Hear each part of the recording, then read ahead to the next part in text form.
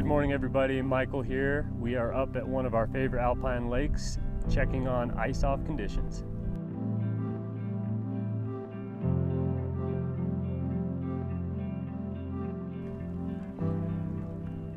All right, it's a beautiful morning today, as you can see. Bluebird skies. It feels pretty warm at the moment, but it was about 41 degrees when we left the Jeep down along the trail. We are up at about 12,000 feet, so those mornings are going to be pretty crisp and cold, but the lake is wide open. There's about 5% ice coverage on the lake, and it looks like that is going to be gone this afternoon. So here we are, and the lakes are open, and it feels like summer is underway.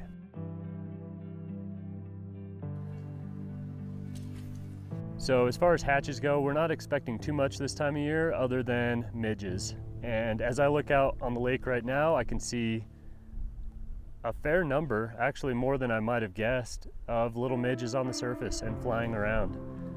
We're not necessarily seeing any fish rising to those midges right now, but it's nice to know that there's a food source out there.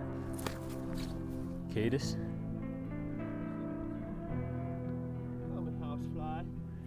This time of year, me personally, when I make it up to an alpine lake, I am very much looking for fish. I'm not really blind fishing a lot of times at these alpine lakes.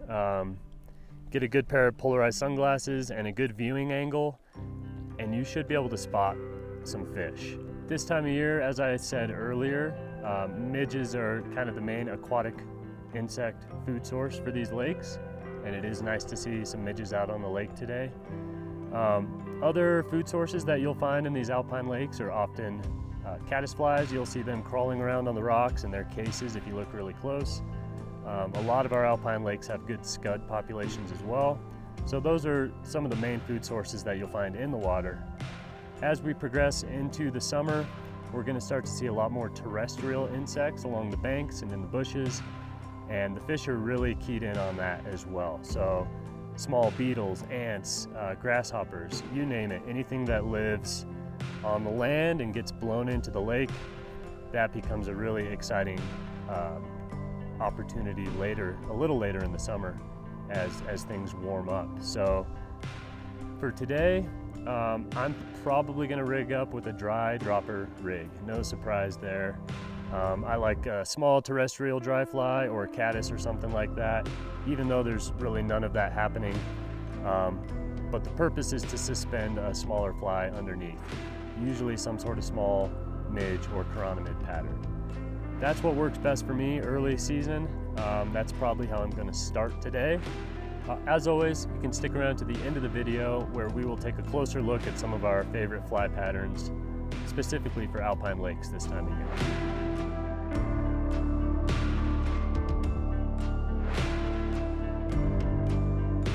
At this particular lake, we are targeting cutthroat trout.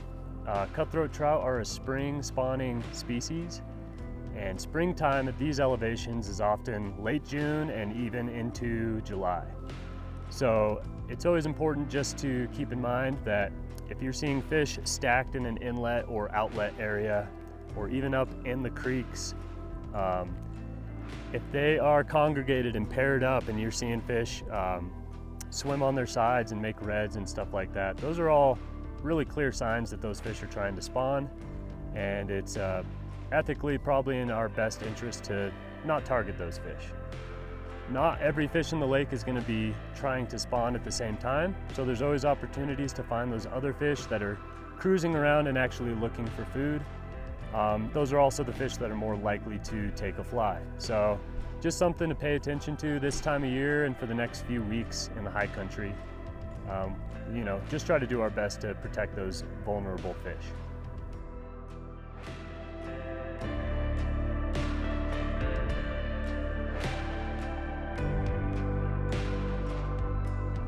Okay, so it feels like summertime. That means we have all of our options available. We're here at about 12,000 feet next to an open lake. That tells me a lot of other alpine lakes in the state are going to be opening up this week or in the next week or two. As we drove up the road today, we were alongside one of the Arkansas River's main tributaries in our valley. It was running crystal clear, looked very fishable. And as you go down the valley, the Arkansas River, it's already seen its peak flows as well. Those flows are dropping, the river's really nice and clear. The fishing is shaping up to be awesome this time of year. And let's not forget Stillwater as another option. So it's truly the season where you can do it all. And this Alpine season is very limited. We feel really lucky to be up here every year. And it's summertime, man, it's awesome. Put on a little micro chubby, about 2 feet down to a little home tide snow cone chironomid variation. We'll see if that does the trick.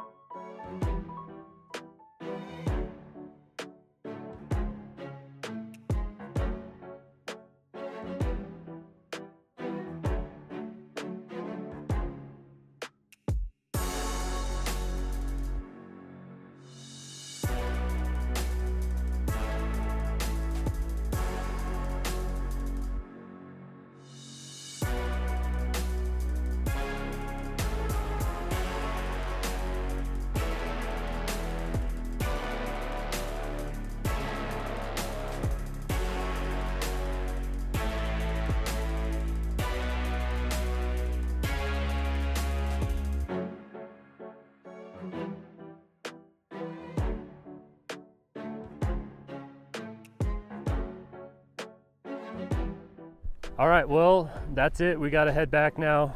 Just a quick couple hours at the lake. That was a lot of fun. We fooled a few fish on small midges, kind of as suspected. Nothing on the dry fly. We did a full circle of the lake.